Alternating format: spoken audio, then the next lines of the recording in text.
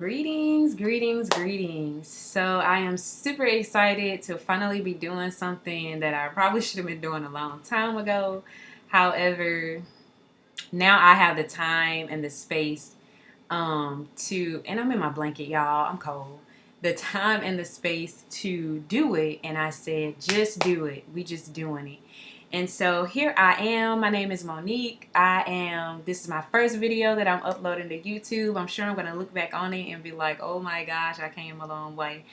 But I never wanted to start a YouTube. I'm not really big on social media. I'm not even one of those people that like to be out, in front of the camera. And even though this is at home and there's nobody here, I don't have an audience, it's still like nerve-wracking to me. I want to start a YouTube page because I want to inspire and help and encourage other females, especially like when around the teens and the 20s, even my age. I'm 36, by the way.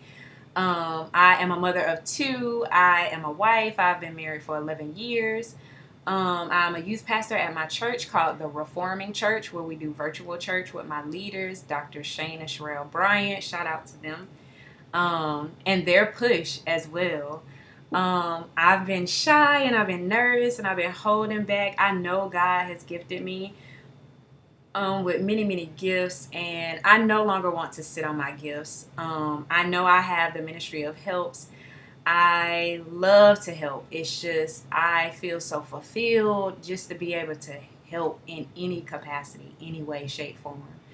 And I just wanted to come on and make a quick video just to introduce me, just to introduce what it is that I endeavor to do with my YouTube page. I am not looking for fame. I am not looking to have like 1 million views. Is that a goal? Absolutely, but that's not why I'm starting this.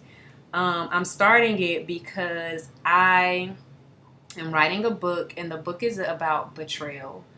And so I feel like just like love is universal, I feel like betrayal is universal.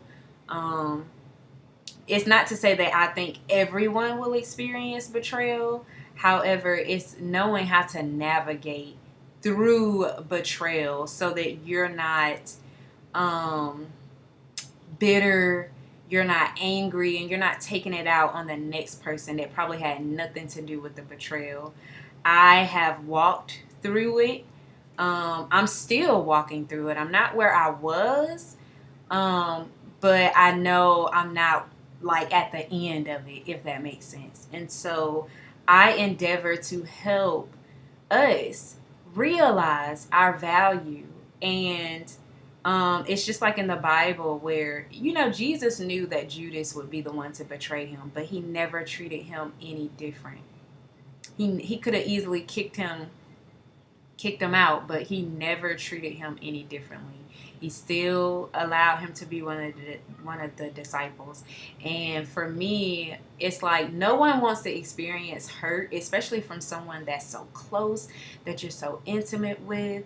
I know many spouses experience betrayal, friendships experience betrayal, families experience betrayal. So it's not just geared towards, one specific group. It's just betrayal in general. And just being able to help, us navigate through it successfully, because it can leave you bitter. It can leave you with anxiety and stress and having trust issues and low self-esteem. I mean, the list could go on and on and on. So with this page, I want to create a safe space, a safe place for us to express and to just be. Like, listen, when you experience something that's traumatizing and something that has hurt you and pained you, you need a safe space to be able to dump and to express how you feel. There is no right or wrong way to feel.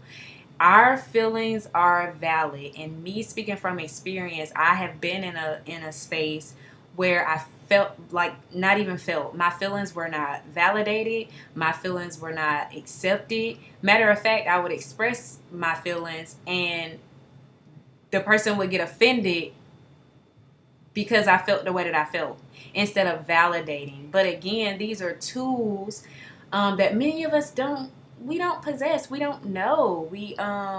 Sometimes we just get in this space where we just going, we're maneuvering through life, and we're just taking it one day at a time as we go. I'm an advocate for counseling. I actually have a bachelor's degree in psychology and human services. I do plan to pursue my master's where I can start doing counseling, but my end goal, I do want to acquire a PhD in clinical psychology.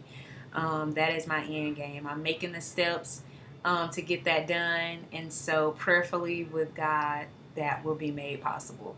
Um, and if you could pray for me too, feel free to put any questions that you may have in the chat. But this page, I want to create a safe space where feelings are validated. Listen, nobody can tell us how to feel, and we need people around us that can allow a safe space for us to be able to express and to get it out. One thing I've learned is when you hold it in, it can be detrimental. It caused me, I was holding so much in at one point to where like I couldn't hold anything else, and I started having panic attacks. And that is when I realized this is bigger than what I thought it was. Like, I know we can get caught up in life and it's just like, oh, it's nothing, and we can suppress and pretend and like push it back. But it's like it doesn't go anywhere. It's still there.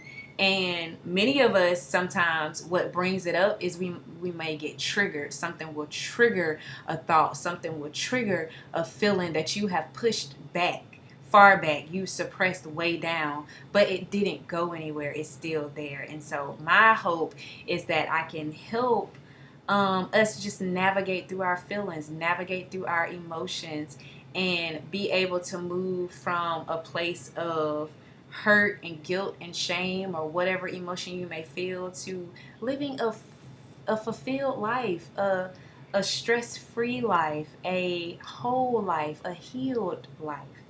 I can say that in this past September of 2023, something that I have been experiencing for about 10 years, like that thing broke. And I have not looked back. And I said, I want to help as many people as I can.